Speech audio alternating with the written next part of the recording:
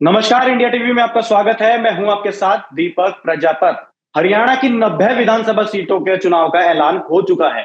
BJP तीसरी बार hat trick लगाने की तैयारी कर रही है।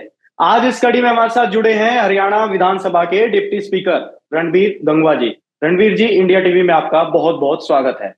जी नमस्कार जी, आपको और आपके सभी दर्शकों को बहुत बहुत नमस्कार। सर, सबसे पहले 10 साल कितने कमाल। देखिए, इन 10 सालों के अंदर जिस तरीके से सरकार जो पुराने ढर्रे पे चलती थी उससे हट करके हमने नए मील के पत्थर स्थापित करने का काम किया। हमने जिस तरीके से युवाओं के अंदर एक जो हरियाणा के अंदर एक परंपरा थी कांग्रेस के सरकार के अंदर कि नौकरी केवल और केवल पॉलिटिकल सिफारिश से या पैसे से मिलती है, उसको दूर करते हुए योग्यता के आधार पर नौकरी देकर के युवाओं के अंदर एक विश्वास पैदा करने का काम किया। और आज आप देख सकते हैं कि पूरे हरियाणा प्रदेश के अंदर कोई चाहे गरीब का बच्चा है तो चाहे उसको ठीक तरीके से कोई सरपंच भी नहीं जानता है, फिर भी अगर उसका बच्चा इंटेलिजेंट है तो उसको नौकरी जो है वो मिल रही है। इसी तरीके से हमने जो हरियाणा के अंदर एक ये था कि क्षेत्रवाद को समाप्त करके समान विकास कराने का काम हरियाणा प्रदेश के अंदर करने का काम किया। और आज हर वर्ग के लिए हमने कार्य किए। आज आप देख सकते हैं कि हरियाणा प्रदेश एक ऐसा प्रदेश है जिसके अंदर बीपीएल की आय सीमा जो 1,80,000 रुपए है, जबकि पूरे देश के अंदर बीपीएल की आय सीमा 1,20,000 रुपए है। यहाँ हमने 1,80,000 करने का काम किया ताकि ज्यादा लोगों को इसका बेनिफिट मिल सके। और चिरायु हरियाणा की एक स्कीम देकर के आज 5 लाख रुपए तक का इलाज किसी भी जो बीपीएल के अंदर आता है 1,80,000 तक की जिनकी इनकम है उनका फ्री किया जाता है और उनको बीपीएल की तमाम सुविधाएं देने का काम हमारी सरकार कर रही है।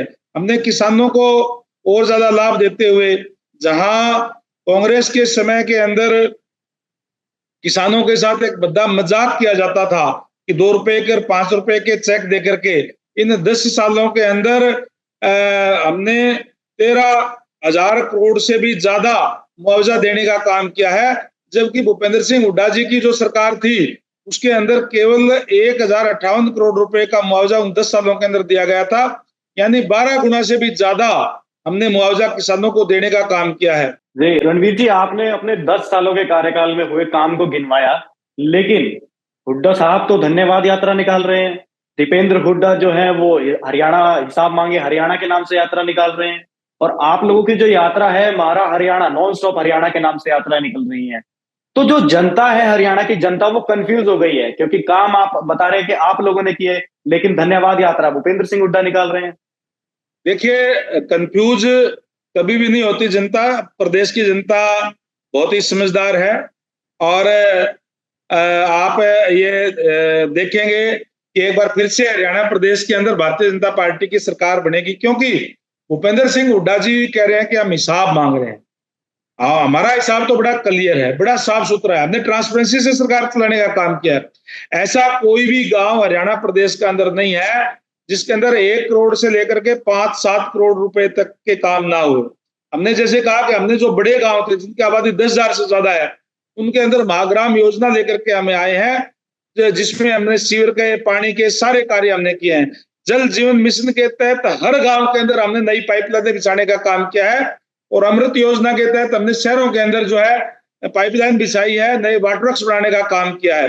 ये तमाम हमारा हिसाब कभी भी ले सकते हैं। मैं तो ये कहना चाहूंगा भूपेंद्र सिंह हुड्डा जी से कि हिसाब वो देने का काम करें। 10 सालों तक उन्होंने हरियाणा प्रदेश के अंदर सरकार चलाने का काम किया। किस तरीके से आपने 2 रुपए के, 5 रुपए के चेक देकर के किसानों के साथ मजाक करने का काम किया, वो हिसाब आप दें। किस तरीके से हरियाणा प्रदेश के अंदर, उनके राज के अंदर युवाओं के साथ उन्होंने खिलवाड़ करने का काम किया।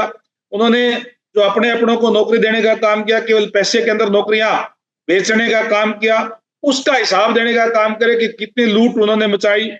किस तरीके से उन्होंने किसानों को सेज के नाम पर उनकी जमीन एक्वायर करने का काम किया और 4 और 6 के नोटिस देकर के ये जमीन एक्वायर की जाएगी, अपने बिल्डर्स को भेज करके वो जमीन खरीद करके और फिर 4 और 6 के नोटिस वापस ले लिए गए। उसका हिसाब देने का काम भूपेंद्र सिंह जी हुड्डा करे, कांग्रेस के लोग जो उसका हिसाब देने का काम करें। लेकिन कांग्रेस पार्टी लगातार आरोप लगा रही है, वो कह रही है, दावा ठोक रही है कि हरियाणा सरकार, नायब सिंह सैनी की सरकार केवल 1 महीने की मेहमान है और हरियाणा से, जैसे लोकसभा में आप लोगों को पिछले लोकसभा चुनावों में आपने 10 में से 10 सीटें जीत गए थे, इस बार 5 सीटें हैं। तो कह रहे हैं कि वो हरियाणा दिखा दिया है कि 5 सीटें और बराबरी की जो टक्कर आ गई है, अब विधानसभा का चुनाव में सुपड़ा साफ हो जाएगा बीजेपी का। देखिए दीपक जी, अगर हरियाणा प्रदेश की बात करें तो लगातार जिस पार्टी ने 50 साल से ज्यादा इस देश पे राज किया, उसकी आज हालत ये है कि तीसरी बार में भी 3 अंकों में नहीं आ पाई देश की बात करें तो। और प्रदेश की बात करें तो भी हमने 5 सीटें जीती है। ये ठीक है कि जितनी हम उम्मीद कर रहे थे उससे कुछ कम हुआ है, लेकिन जिस तरीके से कांग्रेस पार्टी के लोगों ने जो भ्रमजाल फैलाने का काम किया था, संविधान की पत्रिका हाथ में लेकर के, और राहुल गांधी जी ने कहा था कि भारतीय जनता पार्टी को 400 सीटें किस लिए चाहिए, सरकार तो 272 में जाती है, ये संविधान बदलने का काम करेंगे, इस तरीके का भ्रमजाल फैलाने का काम किया था। तो कुछ लोग उनके भ्रम में आ गए थे। हमारे कार्यकर्ताओं ने जाकर के वो सारी चीजें स्पष्ट करने का काम किया। जनता आज जो समझ चुकी है, और जैसे कहते थे काट की हांडी बार बार नहीं चढ़ती, उन्होंने तीसरी बार के अंदर भी केवल वो 5 सीटें ले सके हैं। और अगर मैं कंस्टिट्यूंसी वाइज बात करूं या वोट परसेंटेज की बात करूं, तो लोकसभा में भारतीय जनता पार्टी को सबसे ज्यादा वोट परसेंटेज मिला है। 46.11% जो वोट जो हमें मिला है, जबकि कांग्रेस को केवल 42% वोट मिला है। वो 42 सीटों के ऊपर कंस्टिट्यूंसी वाइज देखें तो जीते हैं, और हम 44 सीटों पर हमने जो है जीत हासिल करने का काम किया है। और लोकसभा चुनाव के अंदर तो भ्रमजाल फैला दिया था। अब लोगों को बात समझ में आ गई है। निश्चित तौर पर मैं आज दावे के साथ कह सकता हूं कि भारतीय जनता पार्टी की सरकार तीसरी बार, इस बार पूर्ण बहुमत की सरकार बनेगी। पिछली बार तो फिर भी कुछ कमी रह गई थी। और हरियाणा का इतिहास भी उठा करके आप देख लीजिए कि जिसकी भी सरकार सेंटर में बनती है, उसके बाद जब चुनाव होते हैं तो स्टेट में उसी की बनती है। आज तीसरी बार आदरणीय नरेंद्र भाई मोदी जी के नेतृत्व में भारतीय जनता पार्टी की एनडीए की पूर्ण बहुमत की सरकार बनी है। और निश्चित रूप से नायब सैनी जी के नेतृत्व में तीसरी बार भारतीय जनता पार्टी की सरकार भी पूर्ण बहुमत की हरियाणा प्रदेश के अंदर बनेगी। और जहां तक आपने कांग्रेस की बात की, कांग्रेस के साथ हमें लड़ने की जरूरत नहीं है, वो तो एक दूसरे को खुद ही निपटाने का काम करेंगे। आज उनके बड़े बड़े नेता जो उनको छोड़ के जा रहे हैं, चाहे आप चौधरी भजनलाल जी का परिवार देख लीजिए, अभी चौधरी बंसीलाल जी का परिवार है, किरण चौधरी जी ने उनको छोड़ने का काम किया है। तो आज केवल और केवल पिता पुत्र की पार्टी बनकर के, कांग्रेस पार्टी बनकर के रह गई है हरियाणा के अंदर, और इसलिए वो एक दूसरे को खुद निपटाने का काम करेंगे। हमने जो 10 साल तक जो कार्य किए, जो विकास कार्य किए, जो ट्रांसपेरेंसी से सरकार चलाई, उसको लेकर के जनता के बीच में जा रहे हैं, और जनता का आशीर्वाद भारतीय जनता पार्टी के साथ है। रणवीर जी, आप हरियाणा की राजनीति में बहुत दिग्गज नेता है और बड़े नेताओं में आपकी गिनती होती है। आपने पूरा जीवन जो है वो हरियाणा की राजनीति के लिए खपाया है। एक जो संवेदनशील सवाल है मैं आपसे पूछना चाहता हूं, क्योंकि हमारे पास लगातार इस तरह के सवाल आते हैं कि हर बार हम देखते हैं कि खेलों में पूरे भारत में सबसे ज्यादा जो मेडल्स आते हैं, जो खिलाड़ी होते हैं हमारे, वो हरियाणा की धरती से निकलते हैं। बावजूद उसके केंद्र सरकार से हरियाणा को केवल और केवल 60 या 66 करोड़ के आसपास का बजट मिला, जबकि गुजरात को 400 और मतलब डबल डिजिट्स में जाकर के हम देखें तो अलग अलग तरह से बजट मिला। अब जो डबल इंजन वाली सरकार है, केंद्र में बीजेपी की सरकार है, राज्य में भी बीजेपी की सरकार है, तो आपके नजरिए से क्या लगता है कि खिलाड़ियों के साथ ये अन्याय तो हो ही रहा है एक तरीके का? देखिए दीपक जी, हरियाणा प्रदेश ऐसा प्रदेश है जिसकी खेल नीति हमने जो बनाई, और हम सबसे ज्यादा सम्मान खिलाड़ियों को देने का काम करते हैं, उनको सुविधाएं देने का काम करते हैं। ओलंपिक में जाने से पहले भी उनके लिए फंड की व्यवस्था करने का काम करते हैं। सरकार की तरफ से कहीं भी कोई दिक्कत परेशानी खिलाड़ियों को हमने फंड की नहीं आने दी। और आज उसी का परिणाम है कि हमारे जो खिलाड़ी अपनी कड़ी मेहनत करके, और जो खेल नीति हरियाणा प्रदेश की है वो सबसे अच्छी है, उसी के तहत आज जो है हरियाणा के जो हमारे खिलाड़ी है वो सबसे ज्यादा मेडल लेकर के आए हैं। उनको किसी भी तरीके के हरियाणा सरकार की तरफ से दिक्कत परेशानी जो है हम नहीं आने देते। हम पूरा सम्मान करने का काम खिलाड़ियों का जो करते हैं, और इसीलिए हरियाणा के खिलाड़ी आज जो लेके आ रहे हैं मेडल। लेकिन आप विनेश फोगाट को भूल जाते हैं। विनेश फोगाट जब भारत वापसी कर रही थी, आपकी सरकार की तरफ से या बीजेपी की तरफ से कोई भी डेलीगेशन से एक भी नेता उनको रिसीव करने नहीं गया, जबकि रोहतक से सांसद दीपेंद्र हुड्डा उनके साथ आए और वापस आए। तो उसके बाद आप लोगों ने आरोप भी लगाया कि वो केवल राजनीति चमकाने गए थे। बिल्कुल निश्चित तौर पर कहूंगा कि बिल्कुल केवल और केवल राजनीतिक चमकाने का काम या ये भूपेंद्र सिंह हुड्डा जी या कांग्रेस के लोग करते हैं, क्योंकि जब उनका राज था तब तो उन्होंने खिलाड़ियों को सुविधाएं देने का काम नहीं किया।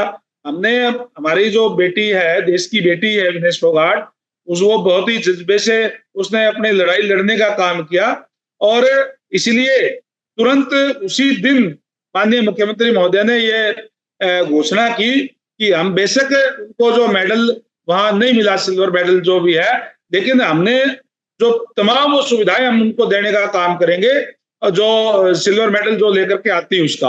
और वो उनको चाहे वो नौकरी का ऑफर है, चाहे वो जो कैश अवार्ड दिया जाता है, तमाम उसी दिन घोषणा करने का काम की। तो आप ये नहीं कह सकते कि विनेश फोगाट जी को हमने सम्मान देने का काम नहीं किया। सबसे ज्यादा हम खिलाड़ियों को सम्मान देने का काम हमारी सरकार करती है, आगे भी करती रहेगी और खिलाड़ियों को मनोबल बढ़ाने के लिए, उनको हर सुविधाएं देने के लिए सरकार कहीं कतई कोई पीछे नहीं रहेगी। रणबीर जी, आप कुछ क्षेत्रीय मुद्दों पर बात कर लेते हैं और अलग अलग पार्टियों की भी बात कर लेते हैं। बीजेपी राज्य में सबसे बड़ी पार्टी है वर्तमान के दौर में। कांग्रेस नंबर 2 पर है, 31 विधायकों के साथ कांग्रेस नंबर 2 पर भी है। अब देखा जाए तो आपके गठबंधन के सहयोगी थे जेजेपी। अब जेजेपी ने आजाद समाज पार्टी चंद्रशेखर रावण के साथ गठबंधन किया है और जाट प्लस दलित का जो कॉम्बिनेशन है वो हरियाणा में इफेक्ट करेगा और आपकी पार्टी पर भी इफेक्ट पड़ेगा, क्योंकि पिछले चुनाव में हमने देखा कि दलित वोट बैंक छिटक जाने की वजह से सिरसा और अंबाला जैसी सीट आप हार गए थे। देखिए, हमने कभी भी जातिगत राजनीति नहीं की, हमने सभी वर्गों के लिए कार्य किए हैं।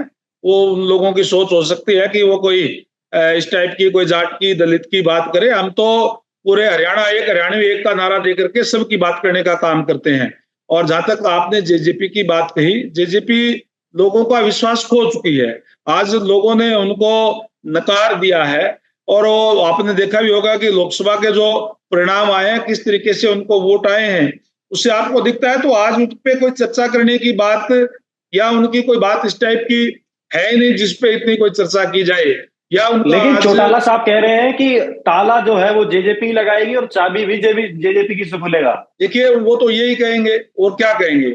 और दूसरी बात, आपने जो दूसरी पार्टी की बात कही कि गठबंधन हुआ है आजाद पार्टी की, उसका भी कोई वजूद हरियाणा प्रदेश के अंदर जो है वो नहीं है। इसलिए मैं नहीं समझता कि वो कोई वोट हासिल कर पाएगी या इतने वोट भी ले पाएगी कि कहीं कोई जमानत बचा ले। उनकी तो हालत आपने इस लोकसभा चुनाव के अंदर भी जो देख चुके हैं। और दूसरे गठबंधन की भी बात करें तो आईएनएलडी और बीएसपी, इन दोनों का भी गठबंधन है और फिर से वही बात होगी कि जाट प्लस दलित वोट बैंक। तो एक तरह से देखा जाए तो दो पार्ट हो गए हैं, एक तरफ आईएनएलडी और बीएसपी का, एक तरफ जेजेपी और आजाद समाज पार्टी का। तो कहीं ना कहीं इस पूरे वोट बैंक का जो आपको कहा जाता है कि आपको ओबीसी का वोट जो है वो एक मुश्त मिलता है और एससी एसटी का वोट भी बीजेपी को अच्छे तरीके से मिलता है। लेकिन अब इस गठबंधन के बाद, ये दोनों तरफ के गठबंधन की मैं बात कर रहा हूं, और वहीं अगर कांग्रेस को भी हम इसको नजरअंदाज नहीं कर सकते क्योंकि कुमारी शैलजा राज्य की राजनीति का बड़ा चेहरा है। तो इस वोट बैंक से कहीं ना कहीं हरियाणा की राजनीति में या आपकी तीसरी बार हैट्रिक लगाने में नुकसान हो सकता है। नहीं, देखिए, मैं आपको बता दूं कि जहां तक आपने इंडियन नेशनल लोकदल और बीएसपी के गठबंधन की बात कही, जिस तरीके से जो बीएसपी का जो एक गठन हुआ था, जिस मिशन को लेकर के जो साहब काशीराम जी चले थे, उससे कहीं ना कहीं पार्टी भटकाव की तरफ गई है। इसीलिए उसकी आज हालत ये हुई है। जहां मेन जो पार्टी यूपी के अंदर थी, वहीं एक भी लोकसभा के अंदर उनका सांसद नहीं है और एक या दो ही शायद कोई उनके एमएलए बने हैं इतने बड़े प्रदेश के अंदर। तो उनका यहाँ तो वजूद जिस टाइप का है, आपको पता ही है कि यहाँ पे भी उनका कोई वजूद इस टाइप का जो है नहीं।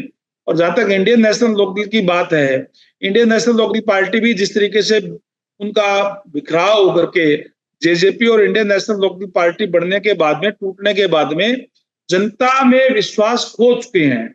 ये पार्टियां वो है जो जनता के अंदर जो विश्वास खो दे, प्रजातंत्र के अंदर जनता सर्वोपरि है, उनके विश्वास खोने के बाद में उनके पास कुछ है नहीं। और हमने वो लोकसभा के चुनाव में देख भी लिया है। तो बीएसपी का भी हालत, इंडियन नेशनल लोकदल की भी, जेजेपी की भी, तो उस पे ऊपर कोई असर उनका कोई पड़ने वाला जो है वो नहीं है। सर, अंतिम दो सवाल मेरे रहेंगे। हरियाणा में आम आदमी पार्टी भी एंट्री कर चुकी है। दिल्ली के बाद पंजाब में भी सरकार बनी, पंजाब के बाद कह रहे हैं कि हरियाणा में भी सरकार बनाएंगे। देखिए, मैंने जैसे पहले कहा कि जिस तरीके से बीएसपी का गठन हुआ था, जिस तरीके से चौधरी देवलाल ने इंडियन नेशनल लोकदल बनाई थी, उस रास्ते से भटकाव की तरफ जब कोई चले जाते हैं तो फिर वो बात बनती नहीं। जहां तक आपने आम आदमी पार्टी की बात कही, वो जब कांग्रेस पार्टी का पूरा हर दिन नए नए घोटाले आते थे, करप्शन इतनी आ गई थी, और अन्ना हजारे जी के नेतृत्व के अंदर करप्शन के अगेंस्ट बैठ करके वहां से वो पार्टी निकली करप्शन के अगेंस्ट। और आज वो पार्टी जो है, जहां कांग्रेस के साथ उन्होंने गठबंधन किया है, जिसके खिलाफ करप्शन की बात कह करके वो पार्टी जो अस्तित्व के अंदर आई, और वही आज उनके जो नेता, उनके हेड है, वो करप्शन के अंदर अंदर जा रहे हैं।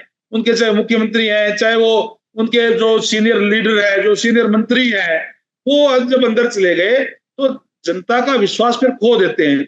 इसीलिए जो जनता के अंदर जो अपना विश्वास खो दे, उस पार्टी का कोई अस्तित्व नहीं रह जाता। आज मैं समझता हूं कि जो आम आदमी पार्टी है, उसका भी कोई अस्तित्व हरियाणा प्रदेश के अंदर है नहीं। तो सर, कांग्रेस को आप फाइट में मानते हैं? देखिए, मैं कह रहा हूं कि जो कांग्रेस पार्टी है, वो उनके जो जितने भी टिकटार्थी हैं, वो भी, और जो इन्होंने भ्रमजाल फैलाने का काम किया, तो सारी चीजें इकट्ठी होकर के ये जो लोकसभा का चुनाव था, वो था बीजेपी वर्सेस अदर्स।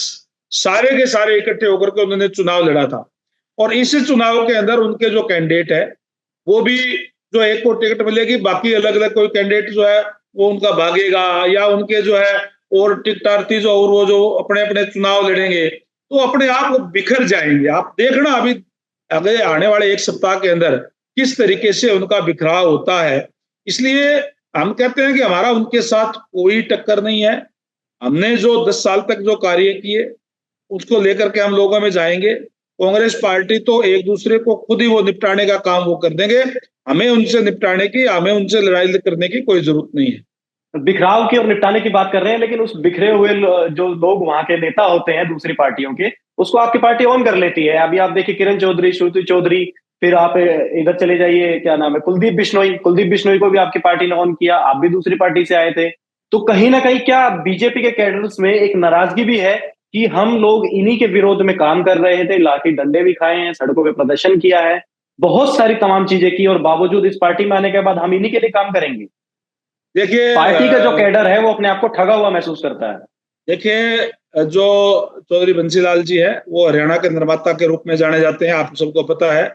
और इसी तरीके से चौधरी बंसीलाल जी का भी लंबे टाइम तक राज किया। उनका एक अपना अस्तित्व है, उनका अपना एक जो वोट बैंक है। और वो जब वहां से जब आए हैं, तो अच्छे आदमी हर पार्टियों के अंदर होते हैं। जो अच्छे आदमी होते हैं उनको टिकटें दी जाती है, जिताऊ उम्मीदवारों को भी टिकटें दी जाती है। और हमारे जो कार्यकर्ता है, जिसको भी जो भी कमल का फूल लेकर के आता है, उसमें सारे इकट्ठे होकर के लगते हैं और उसको जिताने का काम करते हैं। तो वो ये काम हमारी हाईकमांड का है। जो भी हाईकमांड जो फैसला करती है, जिसको भी कमल का फूल देकर के भेजते हैं, हम तमाम कार्यकर्ता लग करके उसकी मदद करके उसको जिताने का काम करते हैं। हम कांग्रेस की तरह से बिखराव का नहीं है कि अगर मुझे टिकट नहीं मिली तो मैं अलग कोई खड़ा होगा, इंडिपेंडेंट खड़ा होगा, दूसरी पार्टी में जाकर के खड़ा होगा। इस टाइप का मामला जो है भारतीय जनता पार्टी के अंदर नहीं है। भारतीय जनता पार्टी संगठन की पार्टी है, और सारे एकजुट होकर के चुनाव लड़ने का काम करते हैं। तो सर, आपको चुनावों की शुभकामनाएं, और हैट्रिक लगाने का आप दावा कर रहे हैं, लेकिन इस बार का चुनाव जो है वो आपके लिए एक तरफा तो नहीं होने वाला, क्योंकि बहुत सारे मुद्दे हैं और चुनावों में आप जा चुके हैं। आने वाले समय में देखेंगे कि सर चुनाव और कितना डीप जाता है। आपसे दोबारा चुनाव के बाद से फिर से बात करेंगे। सर, इंडिया टीवी में जुड़ने के लिए बहुत बहुत धन्यवाद। आप धन्यवाद, थैंक यू।